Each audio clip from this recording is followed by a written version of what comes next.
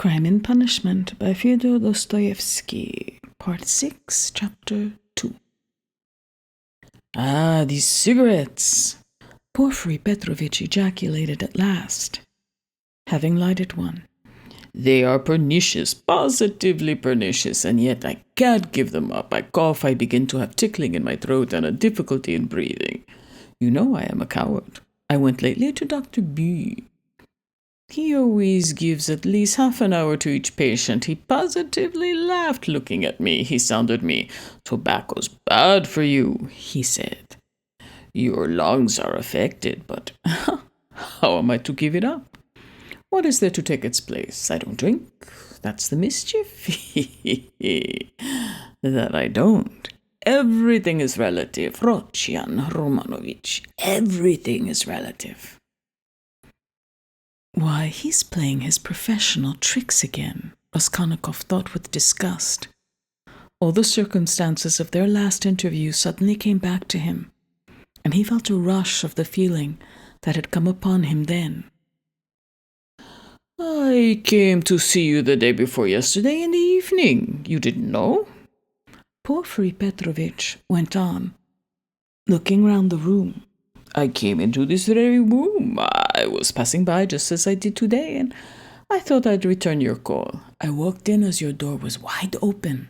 I looked round, waited, and went out, without leaving my name with your servant. Don't you lock your door?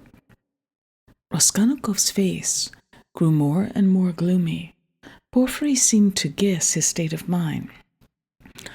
I've come to have it out with you, Rodion Romanovich, my dear fellow. I owe you an explanation and must give it to you. He continued with a slight smile, just patting Raskolnikov's knee. But almost at the same instant, a serious and careworn look came into his face. To his surprise, Raskolnikov saw a touch of sadness in it. He had never seen and never suspected such an expression in his face. A strange scene passed between us last time we met, Rodion Romanovich. Our first interview, too, was a strange one. But then, and one thing after another, this is the point. I have perhaps acted unfairly to you. Do you remember how we parted?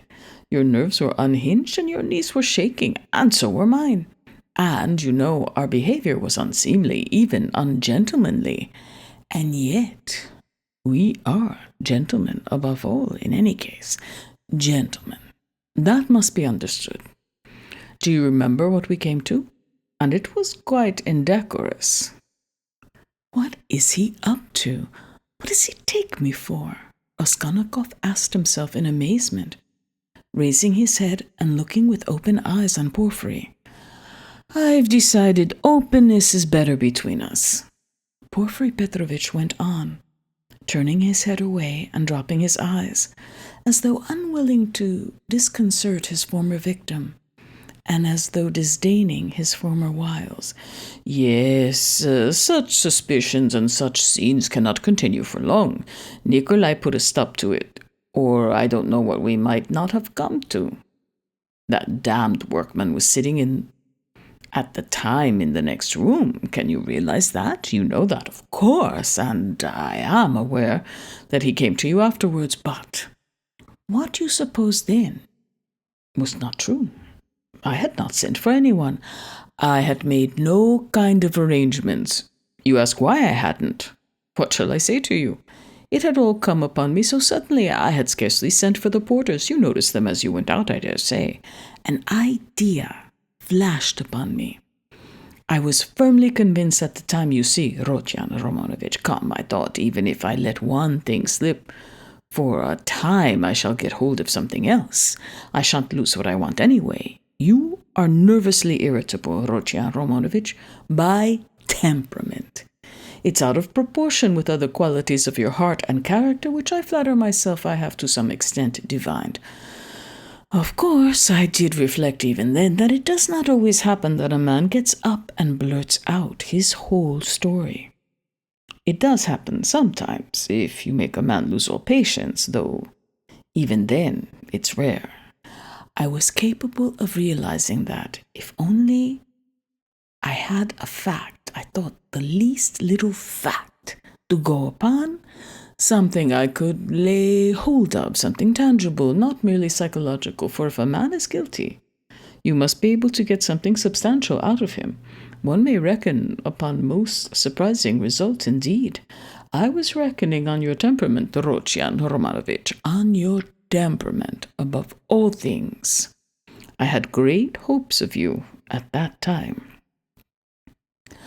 But what are you driving at now? Raskolnikov muttered at last, asking the question without thinking. What is he talking about? He wondered distractedly. Does he really take me to be innocent? What am I driving at? I've come to explain myself. I consider it my duty, so to speak. I want to make it clear to you how the whole business, the whole misunderstanding arose. I've caused you a great deal of suffering, Rodion Romanovich. I'm not a monster. I understand what it must mean for a man who has been unfortunate, who is proud, imperious, and above all, impatient to have to bear such treatment. I regard you in any case a man of noble character, and not without elements of magnanimity, though I don't agree with all your convictions. I wanted to tell you this first, frankly and quite sincerely, for above all, I don't want to deceive you. When I made your acquaintance, I felt attracted by you. Perhaps you will laugh at my saying so. You have a right to. I know you disliked me from the first, and indeed you've no reason to like me. You may think what you like, but I desire now to do all I can to efface that impression, and to show that I am a man of heart and conscience. I speak sincerely. Porfiry Petrovitch made a dignified pause. Raskolnikov felt a rush of renewed alarm. The thought that Porfiry believed him to be innocent began to make him uneasy.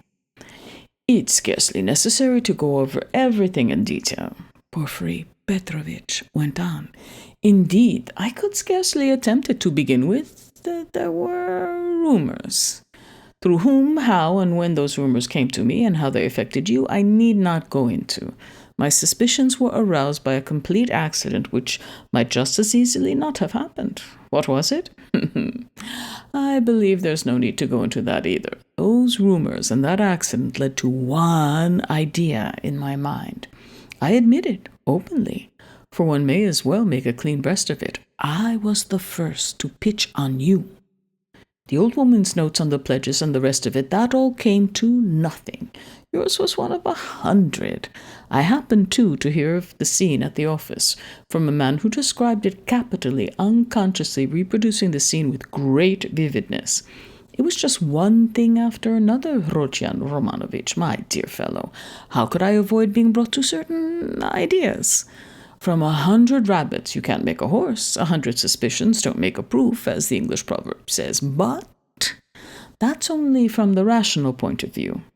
You can't help being partial, for after all, a lawyer is only human.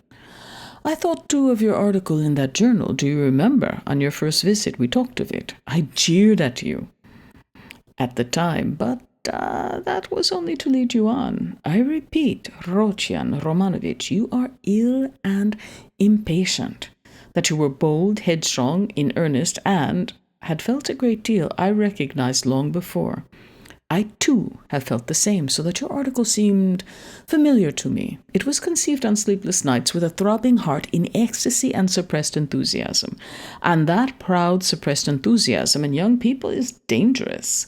I jeered at you then, but let me tell you that as a literary amateur, I am awfully fond of such first essays, full of the heat of youth. There is a mistiness and a chord vibrating in the mist. Your article is absurd and fantastic, but there's a transparent sincerity, a youthful, incorruptible pride, and the daring of despair in it. It's a gloomy article, but that's what's fine in it. I read your article and put it aside, thinking as I did so, that man won't go the common way. Well, I ask you, after that, as a preliminary, how could I help being carried away by what followed? Oh, dear, I am not saying anything. I am not making any statement now.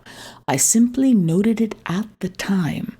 What is there in it? I reflected. There's nothing in it that is really nothing, and perhaps absolutely nothing. And it's not at all the thing for the prosecutor to let himself be carried away by notions. Here I have Nikolai, on my hands with actual evidence against him. You may think what you like of it, but it's evidence. He brings in his psychology too. One has to consider him too, for it's a matter of life and death. Why am I explaining this to you? That you may understand, and not blame my malicious behavior on that occasion. It was not malicious, I assure you. Do you suppose I didn't come to search your room at the time? I did. I was here when you were lying ill in bed, not officially, not in my own person, but I was here. Your room was searched to the last thread at the first suspicion, but sonst. I thought to myself, now that man will come of himself, and quickly too. If he's guilty, he's sure to come. Another man wouldn't, but he will. And you remember how Mr. Razumihin began discussing the subject with you. We arranged that to excite you, so we purposely spread rumors that he might discuss the case with you, and Razumihin is not a man to restrain his indignation. Mr. Zamatov was tremendously struck by your anger and your open daring. Thinking of blurting out in a restaurant, I killed her. It was too daring, too reckless, I thought to myself. If he is guilty, he will be a formidable opponent. That was what I thought at the time. I was expecting you.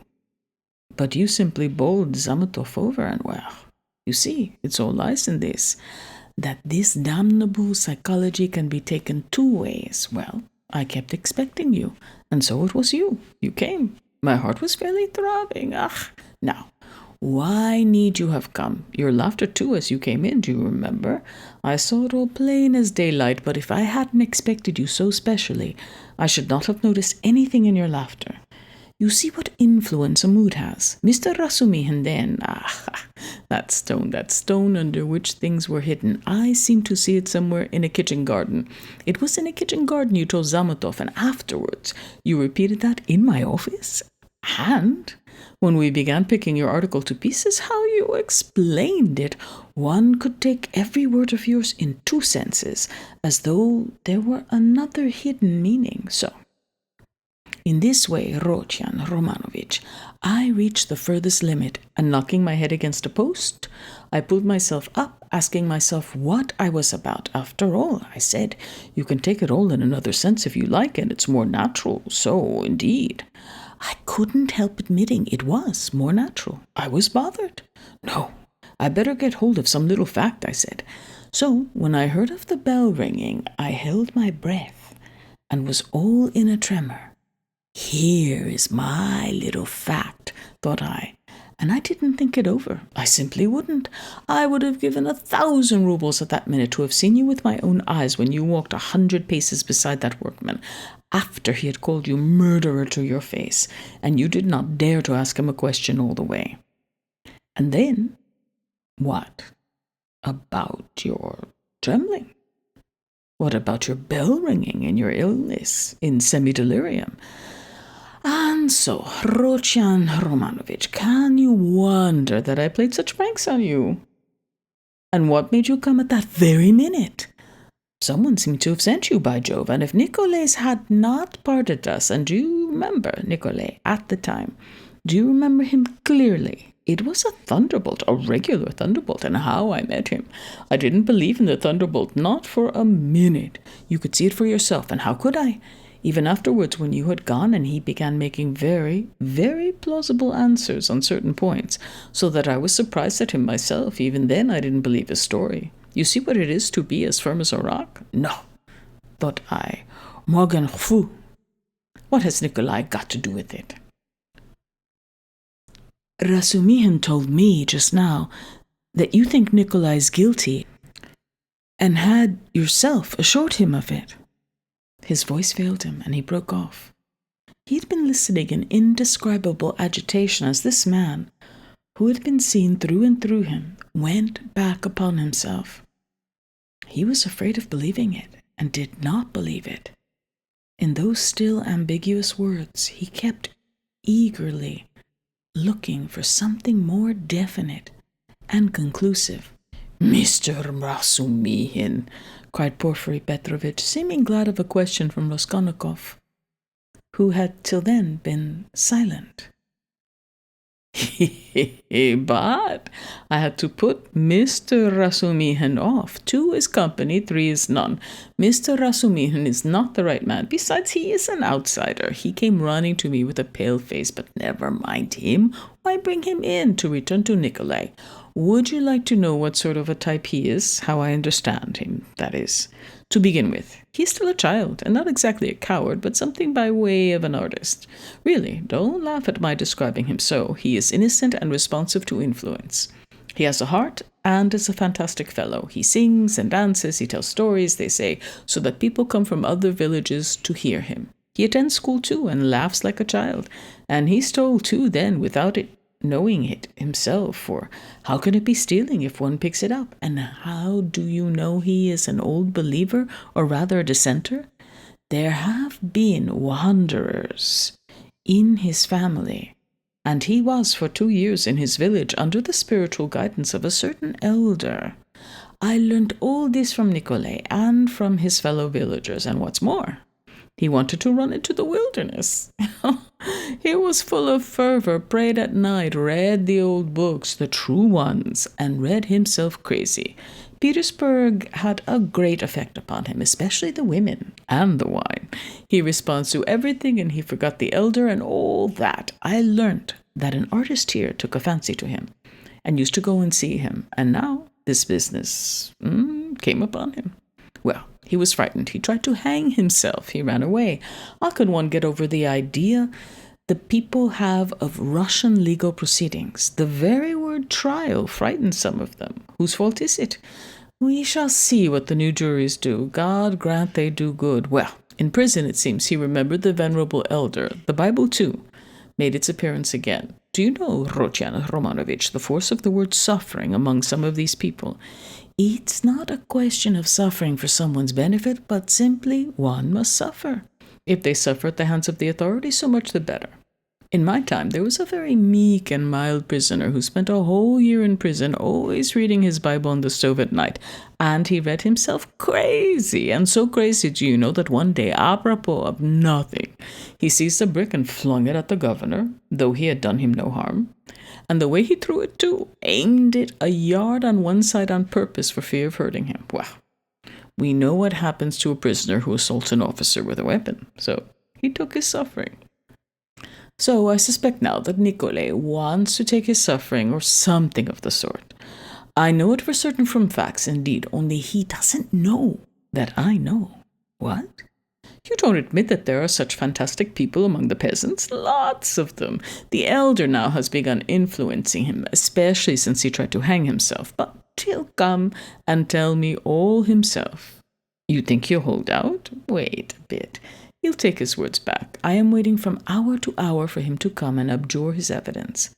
I have come to like that Nikolai, and am studying him in detail. And what do you think?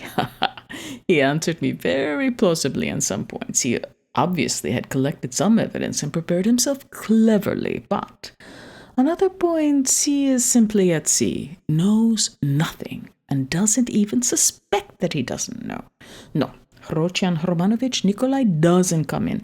This is a fantastic, gloomy business, a modern case, an incident of today, when the heart of man is troubled, when the phrase is quoted that blood renews, when comfort is preached as the aim of life.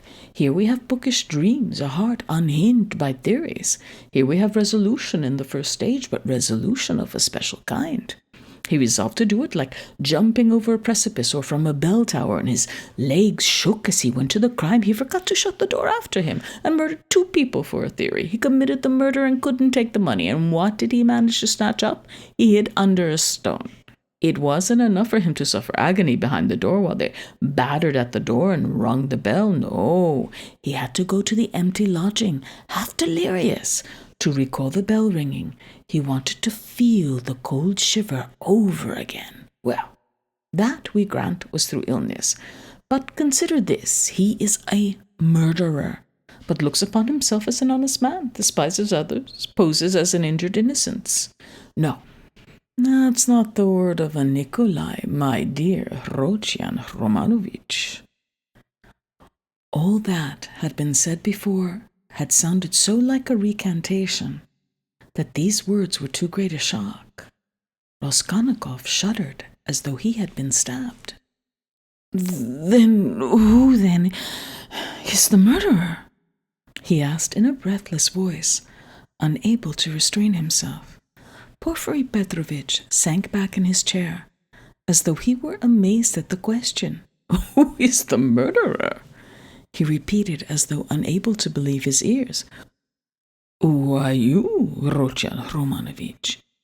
You are the murderer, he added, almost in a whisper, in a voice of genuine conviction. Raskolnikov leapt from the sofa, stood up for a few seconds, and sat down again without uttering a word. His face twitched convulsively. Your lip is twitching just as it did before, Porfiry Petrovitch observed, almost sympathetically. You've been misunderstanding me, I think, Rodion Romanovich, he added, after a brief pause. That's why you are so surprised. I came on purpose to tell you everything and deal openly with you. It was not I murdered her, Raskolnikov whispered like a frightened child, caught in the act. No, it was you. You, Rodion Romanovich, and no one else. Porfiry whispered sternly, with conviction. They were both silent, and the silence lasted strangely long, about 10 minutes. Raskolnikov put his elbow on the table and passed his fingers through his hair. Porfiry Petrovitch sat quietly waiting. Suddenly, Raskolnikov looked scornfully at Porfiry. You are at your old tricks again, Porfiry Petrovitch. Your old method again. I wonder you don't get sick of it. Oh, stop that. What does that matter now? It would be a different matter if there were witnesses present, but we are whispering alone. You see yourself that I have not come to chase and capture you like a hare. Whether you confess it or not is nothing to me now. For myself, I am convinced without it. If so, what did you come for? Raskolnikov asked irritably. I ask you the same question again. If you consider me guilty, why don't you take me to prison? Oh, that's your question. I will answer you point for point. In the first place, to arrest you so directly is not to my interest. How so? If you're convinced you won't... What if I am convinced? That's only my dream for the time. Why should I put you in safety? You know that it's since you asked me to do it. If I confront you with that workman, for instance, and you say to him, were you drunk or not? Who saw me with you? I simply took you to be drunk, and you were drunk too. Well, what could I answer? Especially as your story is a more likely one than his, for there's nothing but psychology to support his evidence. That's almost unseemly with his ugly mug. While you hit the mark exactly, for the rascal is an inveterate drunkard, and notoriously so. And I have myself admitted candidly several times already that psychology can be taken in two ways, and that the second way is stronger and looks far more probable, and that apart from that I have, as yet, nothing against you. And though I shall put you in prison, and indeed have come, quite contrary to etiquette, to inform you of it beforehand, yet, I tell you frankly, also contrary to etiquette, that it won't be to my advantage. Well, secondly, I've come to you because... Yes, secondly. Raskolnikov was listening, breathless. Because, as I told you just now, I consider I owe you an explanation. I don't want you to look upon me as a monster, as I have a genuine liking for you. You may believe me or not. And in the third place, I've come to you with a direct and open proposition, that you should surrender and confess. It would be infinitely more to your advantage, and to my advantage too, for my task will be done. Well, is this open on my part, or not? Raskolnikov thought a minute. Listen, Porfiry, you said just now you have nothing but psychology to go on, yet now you've gone on mathematics. Well, what if you are mistaken yourself now? No, Rodion, I am not mistaken. I have a little fact even then. Providence sent it to me. What little fact? I won't tell you what, Rodion Romanovich. And in any case, I haven't the right to put it off any longer. I must arrest you, so think it over. It makes no difference to me now. And so I speak only for your sake. Believe me, it will be better, Rodion Romanovich. Raskolnikov smiled malignantly. That's not simply ridiculous, it's positively shameless. Why, even if I were guilty, which I don't admit, what reason should I have to confess when you tell me yourself that I shall be in greater safety in prison? Rodion Romanovich, don't put too much faith in words. Perhaps prison will not be altogether a restful place. That's only theory, and my theory. And what authority am I for you? Perhaps, too, even now, I am hiding something from you. I can't lay bare everything. And how can you ask what advantage? Don't you know how it will lessen your sentence? You would be confessing at a moment when another man has taken the crime on himself, and so has muddled the whole case. Consider that. I swear before God that I will so arrange that your confession shall come as a complete surprise. We will make a clean sweep of all these psychological points of a suspicion against you so that your crime will appear to have been something like an aberration. For in truth it was an aberration. I am an honest man, Rodion Romanovich, and will keep my word. Raskolnikov maintained a mournful silence and let his head sink dejectedly. He pondered a long while, and at last smiled again, but his smile was sad and gentle. No, he said, apparently abandoning all attempt to keep up appearances with Porfiry. It's not worth it. I don't care about lessening the sentence. That's just what I was afraid of, Porfiry cried warmly, and, as it seemed involuntarily, that's what I feared, that you wouldn't care about the mitigation of sentence. Raskolnikov looked sadly and expressively at him. Don't disdain life, Porfiry went on. You have a great deal of it still before you. How can you say you don't want a mitigation of sentence? You are an impatient fellow. A great deal of what lies before me?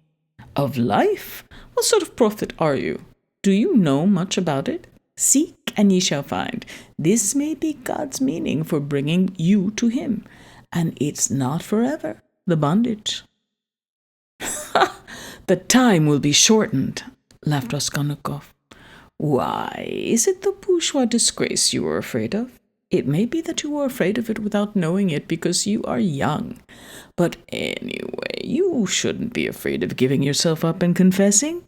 Hang it, Raskolnikov whispered with loathing and contempt, as though he did not want to speak aloud. He got up again as though he meant to go away, but sat down again, in evident despair. Hang it, if you like. You've lost faith, and you think that I am grossly flattering you. But how long has your life been? How much do you understand? You made up a theory and then were ashamed that it broke down and turned out to be not at all original. It turned out something base. That's true. But you are not hopelessly base. By no means so base, at least. You didn't deceive yourself for long. You went straight to the furthest point at one bound.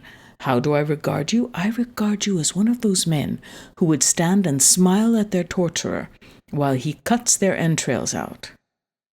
If only they have found faith or God. Find it, and you will live. You have long needed a change of air. Suffering, too, is a good thing. Suffer. Maybe Nikolai is right in wanting to suffer. I know you don't believe in it, but don't be overwise. Fling yourself straight into life without deliberation. Don't be afraid. The flood will bear you to the bank and set you safe on your feet again. What bank? How can I tell? I only believe that you have long life before you. I know that you take all my words now for a set speech prepared beforehand. But maybe you will remember them after. They may be of use some time. That's why I speak. It's as well that you only killed the old woman. If you'd invented another theory, you might perhaps have done something 1,000 times more hideous. You ought to thank God, perhaps. How do you know? Perhaps God is saving you for something. But keep a good heart and have less fear. Are you afraid of the great expiation before you? No. It would be shameful to be afraid of it. Since you have taken such a step, you must harden your heart. There is justice in it. You must fulfill the demands of justice. I know that you don't believe in it, but indeed, life will bring you through. You will live it down in time. What you need now is fresh air. Fresh air, fresh air. Raskolnikov positively started. But who are you? What prophet are you? From the height of what majestic calm do you proclaim these words of wisdom? Who am I? I am a man with nothing to hope for, that's all. A man perhaps of feeling and sympathy, maybe of some knowledge too, but my day is over. But you are a different matter. There is life waiting for you, though who knows, maybe your life too will pass off in smoke and come to nothing. Come, what does it matter that you will pass into another class of men? It's not comfort you regret with your heart. What of it that perhaps no one will see you for so long? It's not time, but yourself that will decide that. Be the sun, and all will see you. The sun has before all to be the sun. Why are you smiling again at my being such a shiller? I bet you're imagining that I'm trying to get around you by flattery. Well, perhaps I am. Perhaps you'd better not believe my word. Perhaps you'd better never believe it altogether. I'm made that way. I confess it. But let me add. You can judge for yourself, I think, how far I am a base sort of man, and how far I am honest. When do you mean to arrest me? Well, I can let you walk about another day or two. Think it over, my dear fellow, and pray to God. It's more in your interest, believe me. And what if I run away? Asked Raskolnikov, with a strange smile. No, you won't run away. A peasant would run away. A fashionable dissenter would run away. The flunky of another man's thought. For you've only to show him the end of your little finger, and he'll be ready to believe in anything for the rest of his life. But you've ceased to believe in your own theory already. What will you run away with? And what would you do in hiding? It would be hateful and difficult for you. And what you need more than anything in life is a definite position. An atmosphere to suit you. And what sort of atmosphere would you have? If you ran away, you'd come back to yourself. You can't get on without us. And if I put you in prison, say you've been there a month, or 2 or 3, remember my word, you'll confess of yourself, and perhaps to your own surprise. You won't know an hour beforehand that you are coming with a confession. I am convinced that you will decide to take your suffering. You don't believe my words now, but you'll come to it of yourself. For suffering, Rodion Romanovich, is a great thing. Never mind my having grown fat. I know all the same. Don't laugh at it. There's an idea in suffering. Nikolay is right. No, you won't run away, Rodion Romanovich. Raskolnikov got up and took his cap. Porfiry Petrovitch also rose. Are you going for a walk? The evening will be fine, if only we don't have a storm, though it would be a good thing to freshen the air. He, too, took his cap. Porfiry Petrovitch, please, don't take up the notion that I have confessed to you today. Raskolnikov pronounced with sullen insistence, You're a strange man, and I have listened to you from simple curiosity, but I have admitted nothing. Remember that. Oh, I know that. I'll remember. Look at him. He's trembling. Don't be so uneasy, my dear fellow. Have it your own way. Walk about a bit. You won't be able to walk too far. If anything happens, I have one request to make of you. He added, dropping his voice. It's an awkward one, but important. If anything were to happen, though indeed I don't believe in it, and I think you're quite incapable of it, yet, in case you were taken during these 40 or 50 hours with the notion of putting an end to the business in some other way, in some fantastic fashion, laying hands on yourself. It's an absurd proposition, but you must forgive me for it.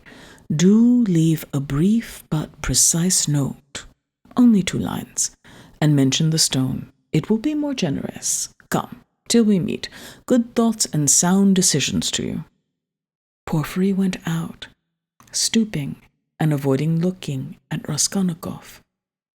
The latter went to the window and waited with irritable impatience till he calculated that Porfiry had reached the street and moved away. Then he, too, went hurriedly out of the room.